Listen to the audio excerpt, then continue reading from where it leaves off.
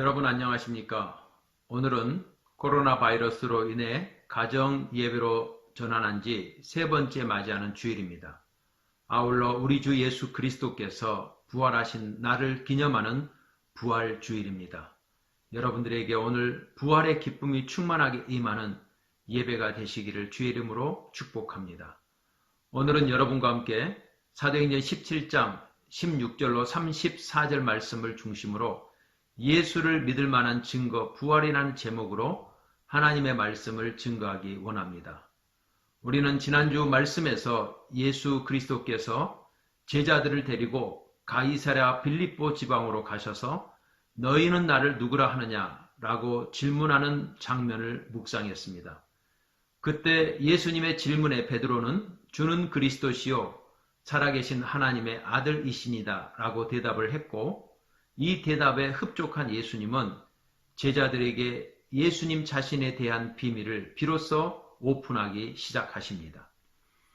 마태복음 16장 21절에 보면 이때로부터 예수 그리스도께서 자기가 예루살렘에 올라가 장로들과 대제사장들과 서기관들에게 많은 고난을 받고 죽임을 당하고 제3일에 살아나야 할 것을 비로소 나타내시니, 예수님은 십자가에 달리시기 전에 이미 당신 자신이 십자가에 장차 달리실 것과 십자가에 달리신 후에 3일 만에 죽은 자 가운데서 다시 살아나실 것이라는 사실을 알고 계셨습니다.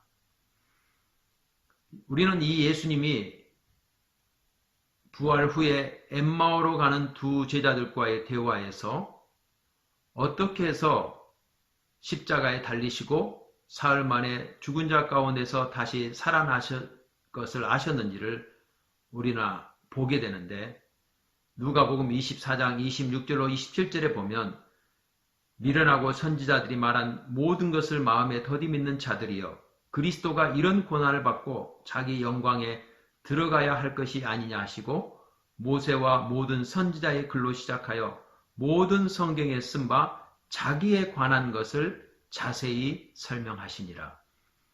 예수님은 성경의 저자가 되시는 성령의 감동을 받고 성령의 지혜를 힘입어서 성경 말씀을 인위적인 전통에 의해 굴절되고 왜곡된 하나님의 말씀으로 받은 것이 아니라 직접 하나님의 음성을 성령을 통해서 받아 그 말씀대로 이루어질 것을 확신했던 것입니다. 오늘 부활절을 맞이하면서 지난 2000년의 기독교 역사가 있음에도 불구하고 오늘 우리는 성경 말씀을 통해 특별히 성령의 조명하심과 인도하심과 지혜를 통해서 부활의 메시지가 우리 가슴 속에 살아 움직이고 뛰는 그러한 놀라운 은혜가 있게 되기를 주의 이름으로 축복합니다. 예수님께서는 우리에게 이 부활의 기쁨을 주시는데, 그 부활의 기쁨의 의미가 가장 잘 설명되어 있는 것은 고린도전서 15장일 것입니다. 우리는 부활절마다 이 본문의 말씀을 가장 많이 묵상합니다. 고린도전 15장은 예수 그리스도의 부활을 가리켜서 잠자는 자들의 첫 열매라고 소개하고 있습니다. 예수 그리스도께서 잠자는 자들의 첫 열매가 되신다는 이 말씀은 모든 죽은 자들이 다시 살아나서 예수 그리스도의 부활에 참여한다는 그러한 의미입니다. 그렇다면 죽은 자들은 어떤 몸으로 다시 살아날까요? 그것은 죽을 몸, 썩어질 몸이 아니라, 땅의 몸이 아니라 썩지 아니할 몸, 하늘에 속한 몸, 영광스러운 몸으로 부활할 것이라고 말씀하고 있습니다. 그렇다면 땅의 몸과 하늘에 속한 몸의 차이는 무엇일까요? 땅의 몸은 썩어서 다시 죽음 아래에 놓이게 되지만, 썩지 아니할 몸은 죽음이 넘볼 수 없는, 죽음을 뛰어넘는 영생 불사의 몸을 입는 것을 의미하는 것입니다. 우리는 바로 이 놀라운 소망을 영생으로 받아 누리고 있는 사람들입니다. 그리고 우리는 그 날을 소망하고 있습니다. 그러므로 고린도 15장은 부활의 의미를 우리에게 가장 강력하게 말씀해 주고 있습니다. 하지만 오늘 본문에서 사도 바울은 부활의 또 다른 의미를 우리에게 소개해 주고 있습니다. 오늘 본문은 사도 바울이 이 그리스의 수도인 아테네에서 복음을 전하는 장면 속에 등장하고 있는 본문입니다. 사도 바울은 베레아에서 함께 복음 사역을 감당하던 동역자들인 실라와 디모데를 그곳에 놔둔 채 홀을 단신으로 아테네에 도착합니다. 당시 최고의 문명의 도시요, 소크라테스, 플라톤, 아리스토텔레스라는 세계적인 철학자들, 거장들이 활동했던 그 장소에서 사도 바울은 학문과 문명과 문화가 꽃피워진 헬레니즘의 중심부라고 할 수 있는 그 도시에서 이곳저곳을 돌아보면서 구경을 하고 있던 중에 전혀 뜻밖의 충동에 사로잡히게 됩니다. 그것은 바로 그 도시에 우상이 너무 많았기 때문입니다. 원문을 보면 우상 아래에 짓밟혀 있는 도시라고 표현이 되고 있습니다. 그만큼 우상이 많은 도시에 그는 거룩한 분노를 느끼게 되었습니다. 오늘날도 보면 선진국이고 또 지식과 또 문명이 앞서 있는 나라들임에도 불구하고 우상이 가득한 것을 보게 됩니다.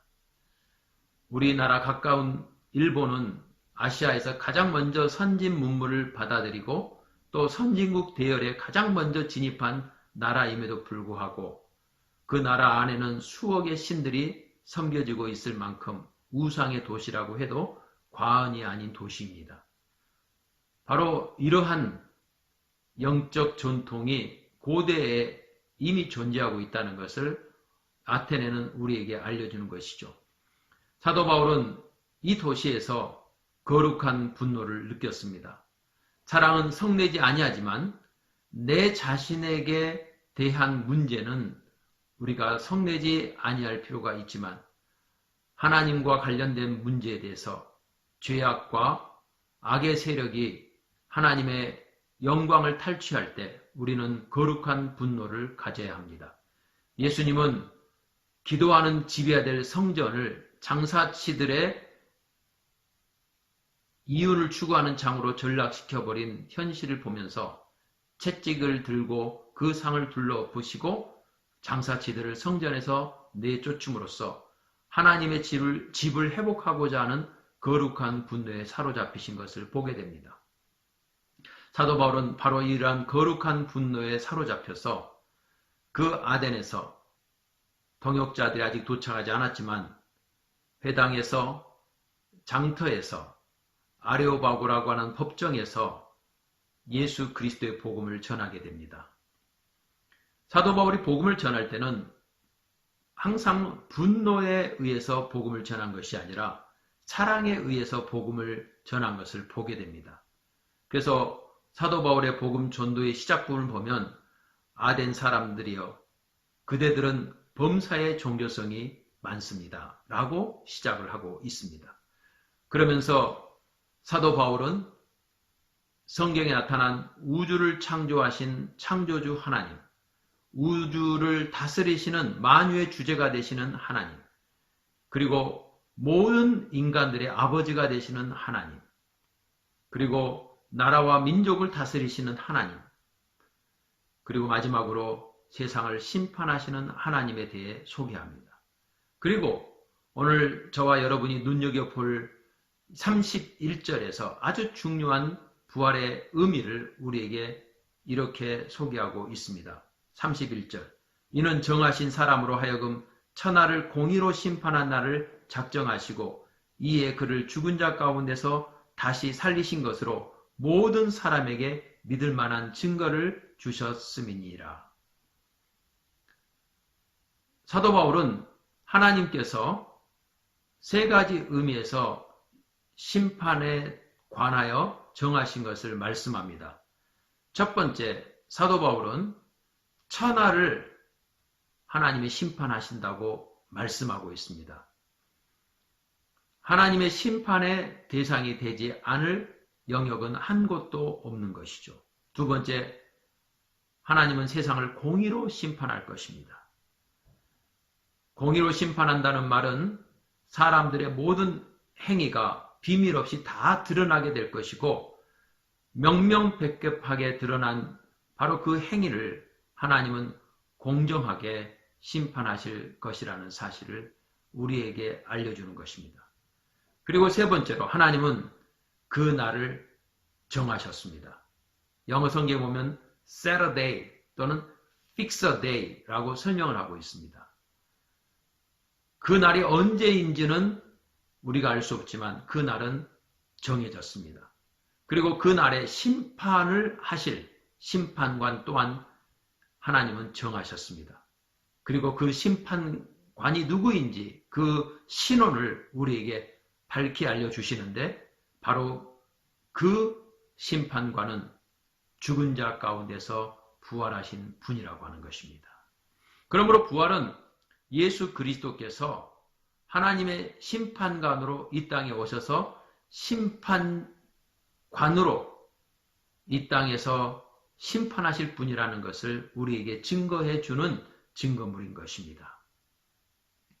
우리는 예수님이 본인 스스로를 가리켜서 아버지께서 아무도 심판하지 아니하시고 심판을 다 아들에게 맡기셨으니 예수님 자신이 하나님의 심판을 위임받은 분이라고 하는 사실을 증거하는 구절을 우리가 보게 됩니다. 부활절을 맞이하면서 우리는 심판자로 이 땅에 오실 그 예수님을 바라보면서 한 가지 중대한 요청에 직면합니다. 그것은 바로 회개입니다. 사랑하는 여러분, 심판의 날은 정해졌습니다. 우리의 행위는 명명백백하게 다 드러날 것입니다. 그리고 예수님은 우리를 심판하는 심판관으로 오실 것입니다. 그러므로 사도 바울은 우상을 숭배하고 있던 그 아테네 사람들에게 회개를 촉구하고 있는 것입니다. 왜 회개해야 됩니까? 우리는 하나님의 형상으로 지음받은 피조물인데 우리는 하나님께 마땅히 돌려야 될 그 영광을 하나님 대신에 우상에게, 우리의 탐욕의 대상에게 우리는 그 영광을 돌리며 살 때가 얼마나 많은지 알 수가 없기 때문입니다. 그러므로 우리는 부활절을 맞이하면서 부활은 우리에게 장차 영원한 영생의 기쁨을 주지만 동시에 심판자로 오실 예수 그리스도께서 우리를 심판하실 것을 알려주는 증거이기 때문에 우리는 동시에 회개의 마음을 가져야 하는 것입니다. 우리가 살고 있는 시대는 아덴과 다르지 않습니다. 온 세상은 우상으로 가득 차 있습니다.